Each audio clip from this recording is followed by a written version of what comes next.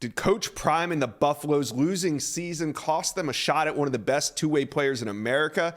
This week, four-star Kam Mikell is set to make a final decision, and I got Director of Recruiting from On3, Chad Simmons, here to break it all down. So Kam Mikell, you guys are familiar with him if you watch the Inside Scoop. He's from Statesboro, Georgia. He's a top 100 prospect, ranked number 91 overall, 6 foot 185, and has teams from all around the country hoping to land him on Thursday.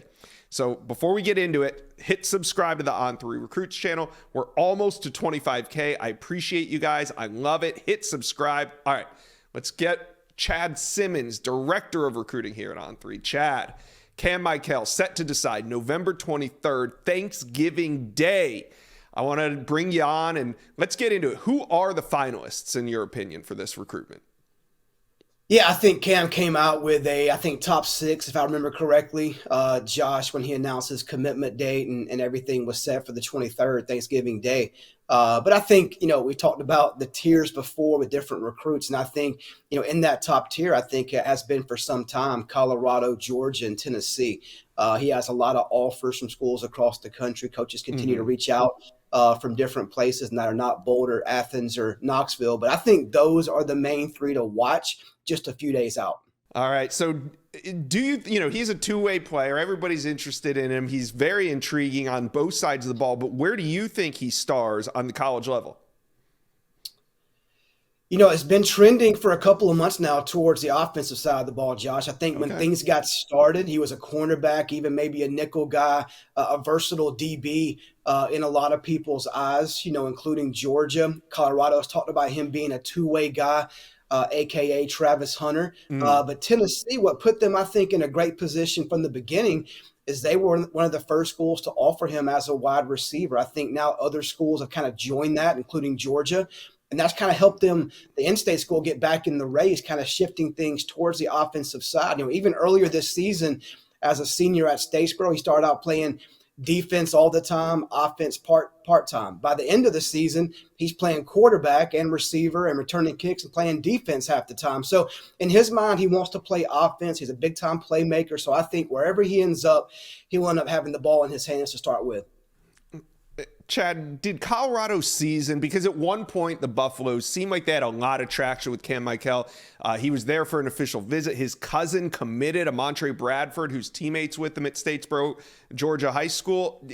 They were all, it just seemed like Kam Mikell was right on the verge of making a decision. And of course, Colorado's season goes downhill. Do you think that cost them a shot at the two-way player?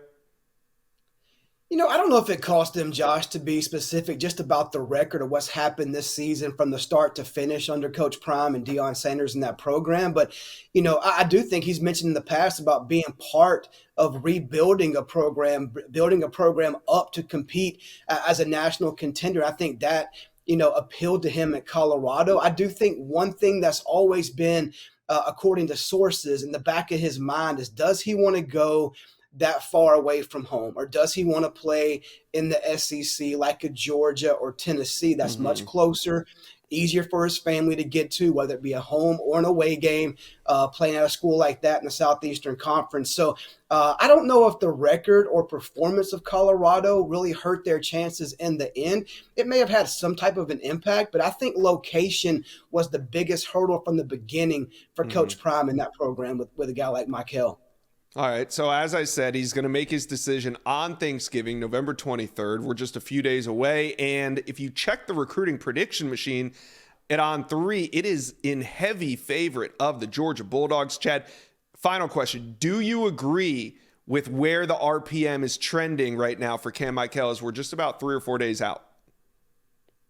Yeah, I do, Josh. I think Georgia's done a great job to get back in this. I mean, he's always been high on Georgia, but Georgia was all defense at the very beginning. He loves Fran Brown. He loves Brian McClendon. He loves the offensive firepower at Georgia and the guys he would get to play with at the University of Georgia. If you would have asked me this 2 months ago and that RPM read the same, I would have disagreed completely, saying I thought Tennessee had the best shot. They're not ruled out, but he was supposed to be in Knoxville this weekend. He did not make that trip. He was at Colorado a couple weeks ago, been at Georgia as well. I like where Georgia sits a few days out. I don't think he's told any school, hey, I'm coming, or anything like that just yet, but I do like where Georgia's at right now heading into that Thursday decision. All right. Well, Chad Simmons, thank you for dropping by the Inside Scoop and taking us behind the scenes of Kam Mikell's recruitment. Anytime. Thank you. Thank you for watching. If you enjoyed that content, be sure to subscribe to the On3 Recruits channel. We have a new page dedicated only to recruiting. Go ahead and hit that subscribe button right now.